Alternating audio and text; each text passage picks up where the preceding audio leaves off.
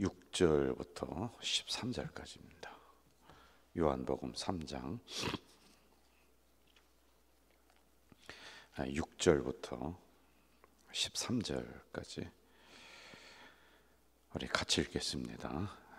육으로 난 것은 육이요 영으로 난 것은 영이니 내가 내게 거듭나야 하겠다는 말을 놀랍게 여기지 말라.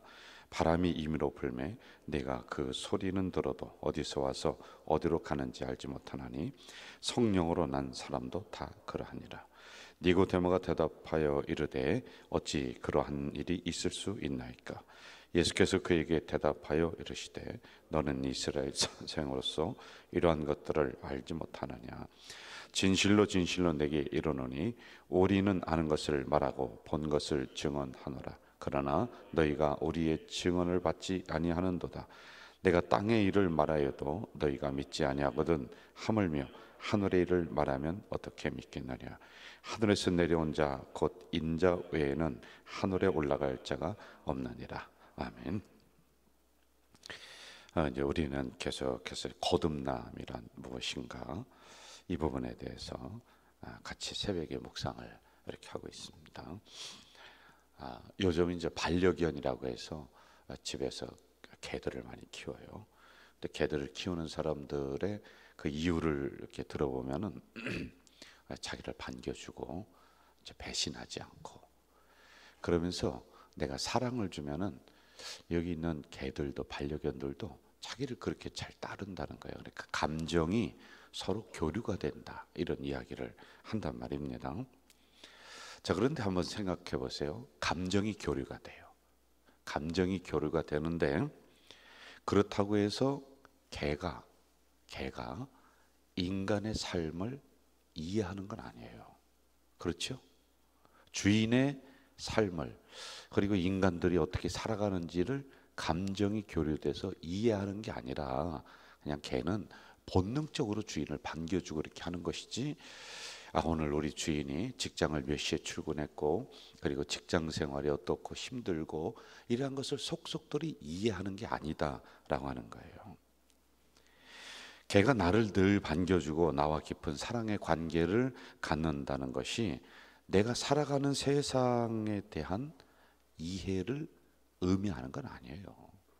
감정이 그냥 단순 감정이 교류돼서 이 개가 반려견이 오면은 반갑다고 꼬리치고 하는 거지 내 어떠한 인생 자체를 그 개가 이해를 못해요. 자, 니고데모가 밤중에 주님을 찾아오죠. 주님은 그에게 물과 성령으로 거듭나야 된다. 거듭나야 된다. 이렇게 얘기합니다. 4절을 봅시다. 4절 니고데모가 이르되 사람이 늙으면 어떻게 날 수 있사옵나이까. 두 번째 모태에 들어갔다가 날 수 있사옵나이까. 이렇게 얘기해요. 그러니까 이해를 한 거예요, 못한 거예요? 못하는 거예요. 거듭나야 된다 그랬더니 니고데모는 아니 내가 지금 엄마 뱃속에서 나와서 이만큼 성장해서 컸는데 한 30살 40살 이 정도 됐는데 어떻게 다시 엄마 뱃속에 들어갔다가 다시 나오냐 이렇게 이해를 하는 거예요. 그러니까 하늘의 일을 알지를 못하는 겁니다. 자, 9절로 가보세요. 9절 제가 읽을게요. 니고데모가 대답하여 이르되 어찌 그러한 일이 있을 수 있습니까? 이렇게 해요. 이해가 안 되는 거죠. 여러분, 제가 설교를 하다 보면은 사람끼리도 제 말을 이해 못해요. 여러분들이 다 듣고 다 이해하는 것 같아도 천만에요. 한 40% 정도뿐이 이해가 안 되는 거예요. 근데 여러분이 우리가 나빠서가 아니라 우리의 머리가 그렇다니까요. 그래서 제가 이제 여기 그 글을 띄우고 그림을 띄우고 중요한 단어들을 여기 띄워가면서 설교하면은 그래도 50 내지 60% 정도는 기억해. 그것도 잠깐이에요. 하루 지나고 이틀 지나면 다 까먹는다니까요.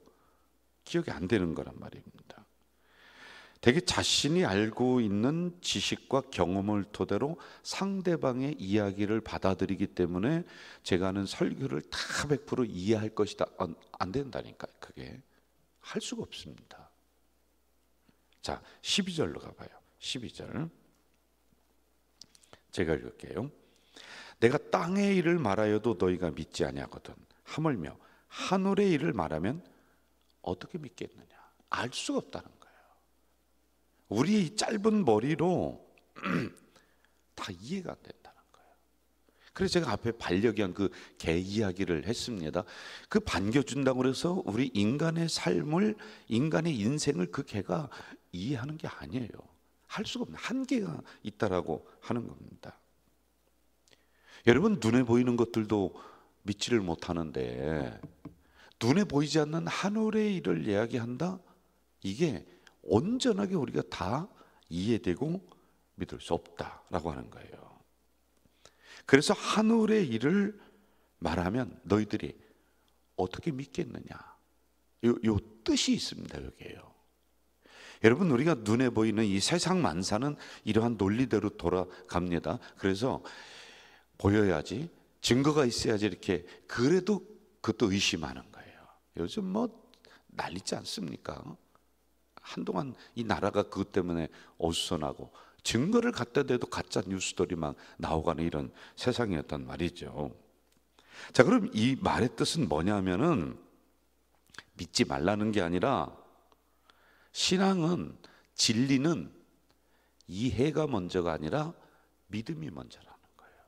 여러분, 믿음의 세계는 그래요. 내가 다 이해되는 것만 여러분이 믿겠다라고 하면은 성경에 나오는 이야기들을 어떻게 여러분 이해를 다 합니까? 이해 못 하잖아요. 제가 말하는 것도 30% 40%뿐이 알아듣지도 못하는데 우리 뇌가 그렇게 되는데, 아니 어떻게 내가 이해한 것만 내가 믿겠다라고 하면은 이 성경을 어떻게 믿겠다는 거예요? 안 된다는 거예요. 그래서 믿음의 세계는, 우리 신앙의 세계는 이해가 먼저가 아니라, 내가 이해돼서 믿는 게 아니라 믿음이 먼저라니까. 이해가 안 됐어 내 머리로는, 그래도 믿는 거예요. 그러다 보면은 그게 이해가 되고 그리고 믿음이 생기는 이러한 일이 일어난다는 거예요. 이걸 얘기해 주고 있는 거란 말입니다. 13절 한번 가봐요. 13절. 자, 시작. 같이 읽읍시다. 시작. 하늘에서 내려온 자 곧 인자 외에는 하늘에 올라갈 자가 없느니라. 저를 보세요. 여러분, 자, 우리의 머리로 이제 한번 그냥 믿음을 빼고 신앙을 빼고 한번 생각해 봐요. 이해가 되는지. 어떻게 인간이 하늘에서 내려와요? 이해됩니까? 아니, 어떻게 인간이 부부관계를 통하지 않고 동정녀를 통해서 인간이 태어났대? 이해돼요? 아니, 어떻게 인간이 죽었다가 살아났대? 아니, 어떻게 인간이 다시 하늘로 올라간대? 이게 어떻게 이해가 되느냐 말이에요. 이 말씀은, 13절의 말씀은 우리의 제한된 머리로 하늘의 비밀을 이해하려고 한다면 이해되는 게 없다는 거예요. 그래서 거듭날 기회도 다 놓치게 된다는 겁니다. 예수님이 이 땅에 오시고, 예수님이 이 땅에서 십자가에 돌아가시고 부활하시고 다시 하늘로 올라가시고 하는 이러한 일련의 여기에 나오는 사건들은 내 머리의 이해 대상이 아니라 믿음의 대상이다. 이해가 되셨나요? 그 믿음의 대상이라는 거예요. 여기 계신 어르신들이 새벽에 나오셔서 이렇게 새벽 제단을 잘 지켜주고 있어서 정말 감사합니다. 그러면은 우리 젊은 분들은 좀 이해력이 빠르다고 할 수 있죠. 저도 이제 이해력이 떨어져요. 제가 여쭤볼게요. 이해가 돼서 여러분들 다 믿습니까? 아니, 이해 못 한다니까요. 내 머리로 이해가 안 된다니까요. 그래서 여기 있는 분들은 이해가 먼저가 아니라 믿음이 먼저라니까. 주여 믿습니다. 내가 잘 모르지만은 주여 이 말씀을 내가 믿습니다 라고 했더니 그 다음에 아, 이런 것이구나라고 깨달아지는 그때가 있다는 거예요. 그런데 우리는 아, 내가 먼저 잘 알아야지, 내가 먼저 이해가 돼야지 믿지. 아, 그럼 믿음이 안 생기는 거예요. 그럼 거듭날 기회를 놓치게 된다, 이 말씀인 거예요. 여러분, 사람이 무리를 걷는다, 성경에 꽤 나와요. 이게 여러분 이해가 돼요? 아니, 어떻게 무리를 걸어요? 무리를 걷다가 죽는 거지. 그런데 우리는 그걸 믿어야 안 믿어요? 믿는다니까. 이거 성경에 나오니까 믿는 거예요. 예수님이 무리를 걸었대. 믿는 거야. 예수님이 죽었던 사람을 손을 대 살려냈대. 예수님은 인성을 지니신 인간이거든요. 여러분, 이게 믿어져요? 아니, 어떻게 죽었던 사람을 살려? 이게 말이 돼? 이런 21세기 과학이 난무하는 이 시대에 이게 말이 돼? 그런데 여러분, 이 성경에 나온 이 기적의 역사를 믿습니까? 안 믿으니까 대답도 안 하는 거예요. 새벽에 나와서 다시 한번, 성경에 나온 이 기적의 역사를 믿습니까? 아니, 어떻게 믿어져요? 이게 어떻게 이해가 돼? 그런데 이해는 안 되지만 믿잖아요. 그렇죠. 그래서 믿음의 문제라는 거예요. 예수님이 다시 무덤의 문을 박차고 일어나셨대. 여러분, 이해는 안 되죠. 그런데 믿어요? 아멘이에요. 그래서 믿음이 먼저라는 거예요. 신앙의 세계는, 진리의 세계는 믿음이 먼저야.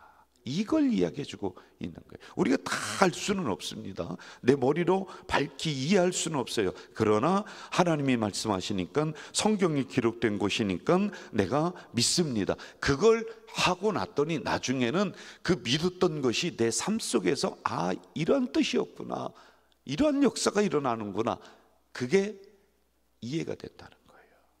그래서 저는 여러분들이 내 짧은 머리로 다 계산하고 따지고 평생 가요. 여러분, 여기 있는 것 믿지를 못해요. 그래서 믿음이 먼저 있기를 주의 이름으로 축원합니다.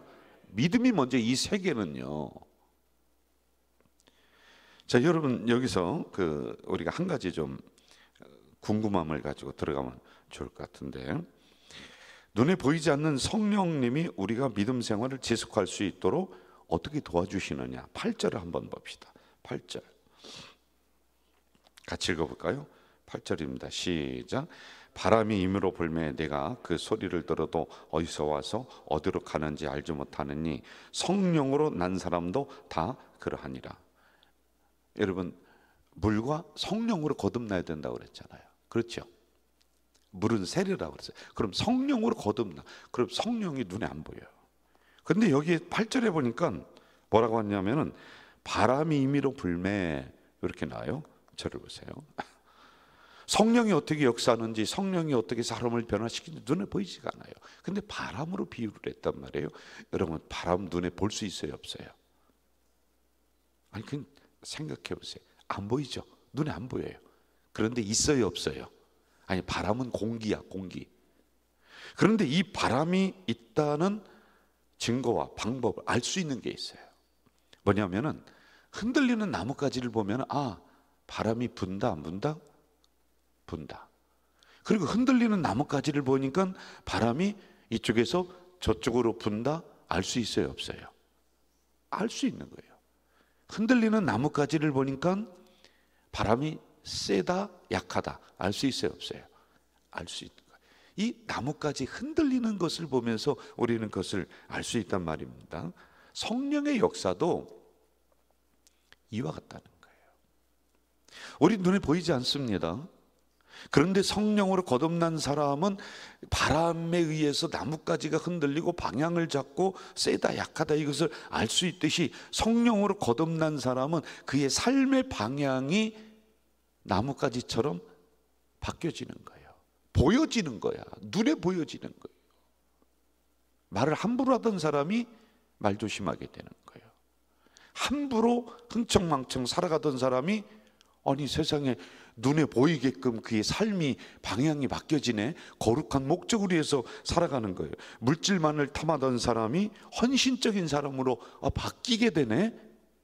이걸 보면서 나뭇가지가 흔들리는 걸 보면서 바람이 있다라는 걸 알 수 있듯이 그 사람이 변화되는 모습을 보면서 역시 성령께서 역사하시는구나, 요걸 알 수 있다는 거예요. 우리 성령은 본질은 눈에 보이지 않지만은 나타나는 현상이 여러분들 속에 있는 겁니다. 새벽에 이렇게 나왔잖아요. 성령의 역사하지 않고는 새벽에 왜 나옵니까? 이런 것을 의미하는 겁니다. 우리가 주로 성령으로 거듭났다 그러면은 광신적인 사람을 생각하는데 이게 아니라 내적인 변화, 내적인 변화. 내 삶의 자리에서 의무를 다하고 책임을 다하고 차분하게 어려운 상황 속에서 믿음을 바라보면서 내가 꿋꿋이 걸어나가는 내 내적인 삶의 태도가, 그걸 보면서 야, 성령으로 거듭난 사람이다, 이걸 알 수 있는 거예요. 같은 시험이 와요. 그런데 성령으로 거듭나지 않은 사람은 이 자리에 있을 수도 없지만은, 여러분, 시험 속에서 온갖 모든 것들을 다 포기하고, 그런데 우리는 그런 상황 속에서 믿음으로 꿋꿋이 걸어나가는 것, 그걸 보면서 야, 성령으로 거듭났다, 방언한다고 해서 하는 게 아니라 이걸 의미하는 거란 말입니다. 성령으로 거듭남이 자신의 삶을 내팽개치는 것이 아니라 하나님의 뜻이 무엇이고 하나님의 일이 무엇이고 내가 어디에 집중해야 되고 내가 어디에 충성해야 되고, 이러한 것들을 바르게 알고 걸어나가는 것, 이거란 말이에요. 정리할게요. 믿음의 세계는, 신앙의 세계는, 이 진리의 세계는 이해가 먼저예요, 믿음이 먼저예요? 믿음이 먼저예요. 믿습니다, 이게 먼저 있다 보면은 이 말씀이 확 깨달아지는 그때가 있는 거예요. 안 그러면은 거듭남, 여기까지 갈 수도 없어요. 이 진리, 비밀을 알 수도 없는 거예요. 왜? 다 이해가 안 되는데 어떻게 바닷길이 열립니까? 우리의 상식으로는 어떻게 하늘에서 만나가 내려와요? 아니, 어떻게 불기둥 구름기둥이 있습니까?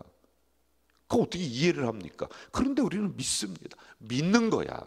믿다 보니까 이게 내 안에 이해되는 그때 오는 거란 말입니다. 그럼 더 믿음으로 더 굳게 나가는 거예요. 그리고 두 번째 정리하는 거예요.